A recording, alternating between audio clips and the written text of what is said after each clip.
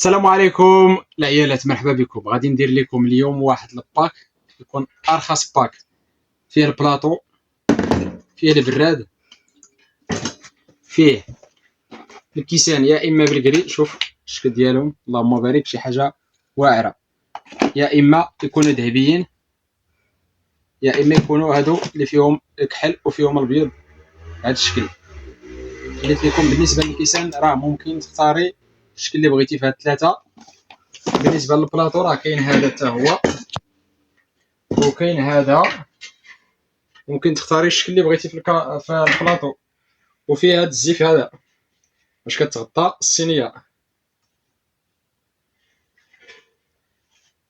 بالنسبه للباك راه كيجي بحال هذا الشكل هكا. غادي نجربو، غادي نديرو كيسان كريين باش تجي طبله كامله بالكري، 12 كاس.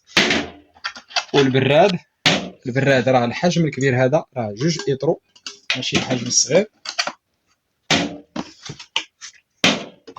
هادو الا بغيتي تشريهم بالديطاي راه غيطلعوا فايتين 300 درهم ولا 350. غادي نديرو ليهم 280 درهم. والعرض غادي يكون محدود، غادي يكون العرض في هذا الاسبوع هذا، وان شاء الله غادي يرجعوا الكيسان والبراد بالثمن الاصلي ديالهم، يجونا بهذا الشكل كما قلت. الباك متكامل، فيه البلاطو، فيه 12 كاس، فيه البراد ديال 2 ايطرو، وفيه الزيف باش كتغطى الصينيه. هاد الزيف هذا راه فيه هاد الشكل ديال الدائري، وفيه المربع كما قلت. البلاطو راه ممكن تختاروا هذا، ممكن تختاروا هذا.